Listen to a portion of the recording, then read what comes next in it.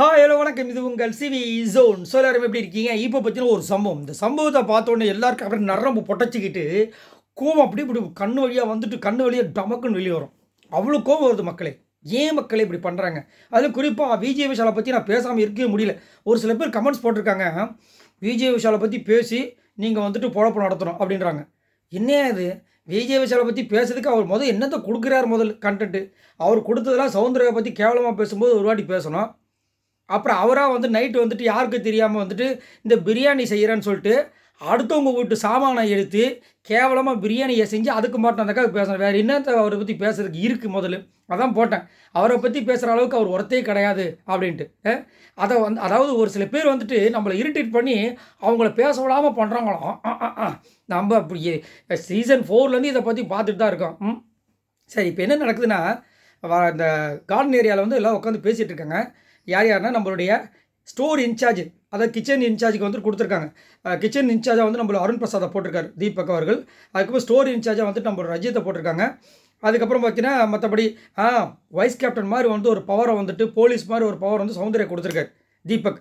இப்போ என்ன சொல்கிறாருன்னா, இந்த பக்கம் நம்ம அருண் பிரசாத் நின்றுட்டுருக்காரு. விஜய் விஷால் சொல்கிறாப்புல என்ன சொல்கிறாரு, டேய் ஸ்டோர் ரூமில் ஏதாவது பொருள் வந்துச்சுன்னா முதல் பெரிய பூட்டு வாங்கிட்டு வந்துடுறா, பூட்டிடுறான். ஏவா சீக்கிரமாக திருடு போயிடுமா? எப்படி? அதாவது வேலியே பயிரை மேயிற மாதிரி. அதுக்கப்புறம் என்ன சொல்லுவாங்களே, அந்த மாதிரி திருட்டுத்தனம் பண்ணதே இவங்க தான். இவங்களோட விஷயங்கள் வெளியில் வரலை அப்படின்ற ஒரு காரணத்துக்காக இவங்க திருடங்க கிடையாதான். அதனால் மற்றவங்க திருடுறதுக்கு வாய்ப்பு இருக்கான். அப்படின்னா அவங்க திருட போகிறாங்க, நாங்கள் திரும்பவும் திருடி திரும்ப ஒரு பிரியாணி செய்கிறதுக்கு ரெடியாக இருக்கும் அப்படின்ற மாதிரி சொல்ல வராங்களான்னு தெரியல. அதாவது ஒரு தப்பு நடந்துருச்சு, அந்த தப்பை அன்றைக்கே கேட்டு முடிச்சிடணும். இல்லைன்னா அந்த வார இறுதியில் ஹோஸ்ட் கேட்டு முடிக்கணும். அதை பண்ணிவிட்டு அந்த தப்பை பண்ணுறதுக்கு பயப்படுவாங்க. ஆனால் இவர் என்ன பண்ணுறாருன்னா, இந்த விஜய் விஷால் பண்ணுற தப்புகளை எதையுமே தட்டி கேட்காம விடுறதுனால இது என்ன ஆகுதுன்னா, மேலும் மேலும் பெருசாகிட்டே போகுது.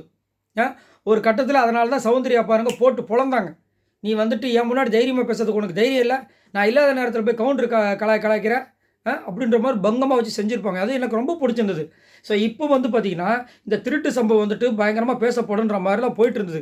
ஆனால் இந்த 2 நாள் நம்மளும் ஊற்று விளக்கெண்ணெய் கண்ணில் ஊற்றி பார்த்தாலும், நீ விளக்கெண்ணெய் ஊற்றினாலும் நீ ஒரு விளக்கெண்ணன்ற மாதிரி தான் நம்மளை கலாய்ச்சி கடைசி வரைக்கும் அந்த திருட்டு பிரியாணி நடந்த விஷயத்தை பற்றி பேசவே இல்லை. ப்ரொவிஷன் டாஸ்க்கு ஊட்டி விட்டதுக்கே சாச்சனை பிக் பாஸ் கலாய்க்கிறாரு. இது எவ்வளோ பெரிய சம்பவம். இந்த 2 பேர் வீட்லேயும் கஷ்டப்பட்டு எடுத்திருக்காங்க. அந்த ப்ரொவிஷனை வச்சு நீங்கள் வெறும் 5 பேர் இவ்வளோ பேரோட உழைப்பை சாப்பிட்ருக்கீங்க நைட்டு யாருக்கும் தெரியாமல். இது எவ்வளோ பெரிய கண்டிக்கத்தக்க விஷயம், எவ்வளோ பெரிய ரூல் பிரேக்கு. ஆனால் இதை கேட்காம விட்டதுனால இப்போ என்னன்னா, அவருக்கு மிதப்பு அதிகமாகிட்டு அவருக்கிட்ட சொல்கிறார், பெரிய பூட்டு 2 வாங்கி போட்டு விட்டுரு, வேறு யாரோ திருட்டு போகிறாங்கன்னு. கேட்டவனும் அவ்வளோ காண்டாகுது மக்களே. அதை பார்த்துட்டு கமெண்ட்ஸ் அப்படி ஊற்றுறாங்க மக்களே, கழுவி ஊற்றுறாங்க. என்னடா இது நடக்குது அப்படின்னு. இதில் கொடுமை என்ன தெரியுங்களா, அங்கே இருக்கிற யாருக்குமே இவர் பண்ண விஷயங்கள் தெரியாது.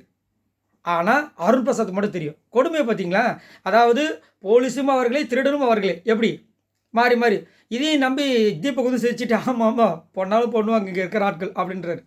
கொடுமை. சரி, நீங்கள் உங்களோட கமெண்ட்ஸை சொல்லுங்கள். உண்மையிலே விஜய் விஷால் கரெக்டான ஒரு சூப்பரான ஒரு பயங்கரமான போட்டியாளராக ஒரு சில பேர் சொல்லிட்டு இருக்காங்க. எனக்கு அந்த மாதிரி தெரியவே இல்லை. அவர் அந்த மாதிரி என்ன பண்ணுறாரு?